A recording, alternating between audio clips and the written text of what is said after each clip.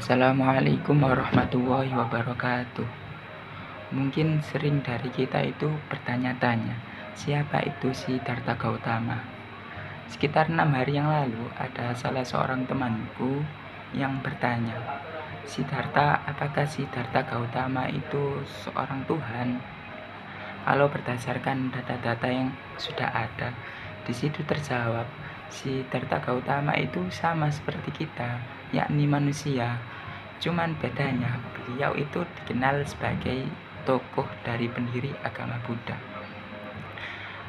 Beliau dilahirkan dari suku Sakya pada awal masa Magadha, sekitar tahun 546 sampai 324 sebelum Masehi, di sebuah kota selatan pegunungan Himalaya yang bernama Lumbini.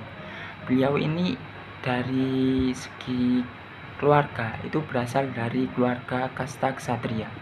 Ayahnya itu seorang raja di sekitar daerah Kapilawastu.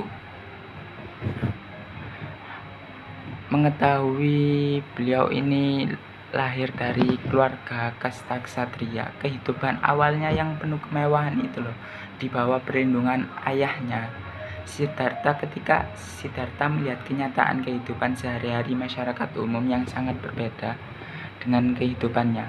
Walhasil ia menarik kesimpulan bahwa kehidupan nyata itu benar-benar menyengsarakan dan tak bisa dihindari. Selanjutnya, Siddhartha meninggalkan kehidupan duniawinya yang penuh kemewahan dan memulai kehidupan yang baru dengan menjadi seorang pertapa. Setelah beliau berpikir keras, ternyata bertapa juga nggak ada manfaatnya. Walhasil beliau berpikir untuk meditasi. Mungkin ketika meditasi itu berguna, dapat jalan. Waktu beliau dilahirkan itu banyak sekali kejadian-kejadian yang cara dipikirku gak masuk akal ngoten. Nah, seperti orang buta bisa melihat, orang tuli bisa mendengar, banyak sekali. Alam semesta itu disinari dengan cahaya, lalu musik dan wangi-wangian bertebaran di mana-mana. Waktu Siddhartha itu lahir, beliau niku bisa berjalan 7 langkah di atas bunga-bunga lotus beberapa saat.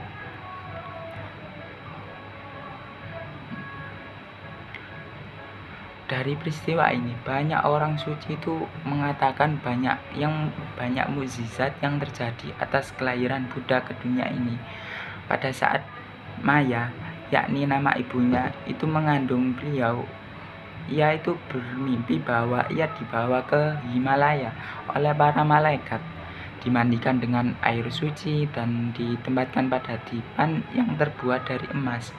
Kemudian datang seekor gajah putih yang membawa bunga lotus masuk ke dalam tubuh melalui sisi kanannya. Ketika Siddhartha ini berusia 16 tahun, semua gadisan diundang agar ia dapat memilih seorang istri. Mungkin adat dari sana, gitu. Semua gadis tersebut lewat di hadapannya dan menerima hadiah darinya. Gadis yang terakhir yang bernama Yasodhara. Namun hadiah sudah habis, maka kalung pertama di lehernya dilepas dan diikatkan di pinggungnya sambil berkata, buat yang terjujur dari semuanya. Maka Yasodhara niki yang dipilih oleh Siddhartha sebagai istrinya. Beliau ini seorang pemikir sekali, gitu. Dia memikirkan dan merenungkan tentang masalah hidup yang diterita oleh orang-orang sekitar, dan dicarilah jawabannya di dalam pelajaran Weda yang telah diterimanya dari para Brahmana. Tetapi beliau belum ditemukan jawaban yang memuaskan. Selain itu terfikir juga nasib sebagian rakyat yang miskin dan sengsara dari kalangan kasta sudra. Semakin Siddhartha merenungkan masalah-masalah yang diterita manusia, semakin dalam dan sedih pula duka yang dia rasakan. Bahkan kesenangan yang dianggapnya sebagai fata morgana belaka. tidak dapat menghiburnya.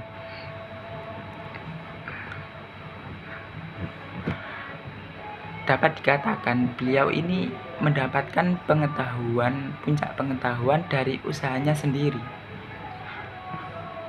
Beliau tidak berguru ke siapapun, beliau juga tidak membaca dari kitab-kitab suci yang lainnya. Dikatakan beliau mencapai pengetahuan tersebut lewat 3 tahap.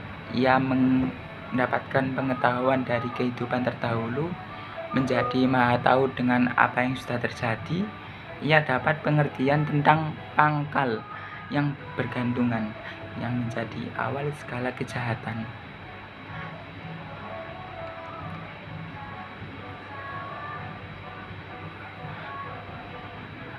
Siddhartha ini juga mendapatkan banyak mukjizat. Waktu beliau di usia yang sekian, bumi itu sering terjadi gempa. Seluruh alam diterangi dengan sinar yang terang benderang, kejahatan menjadi redup. Sejak itulah Siddhartha itu menjadi Buddha, artinya yang disinari. Siddhartha Gautama mendapat sebutan Buddha pada usia 35 tahun. Setelah 6 tahun menjalani praktek spiritual, dia menyiarkan keyakinannya itu ke negara suci India selama 45 tahun, mengajarkan cara untuk mencapai pengertian dan pemahaman yang dimilikinya. Ia pun memiliki penganut yang banyak sekali, baik itu dari golongan ke bawah seperti rakyat-rakyat miskin, menengah, ataupun dari golongan kasta ksatria.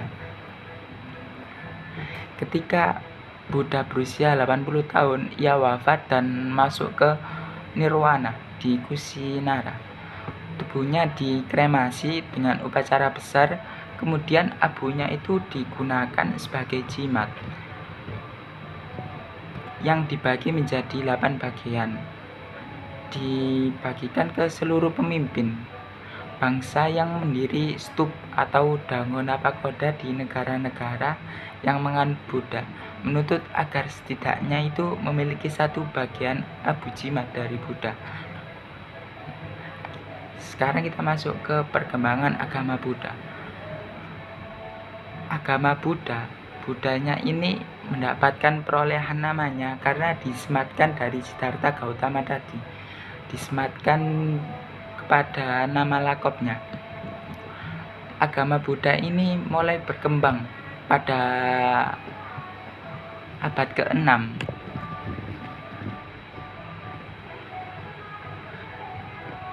Sekian, wassalamualaikum warahmatullahi wabarakatuh.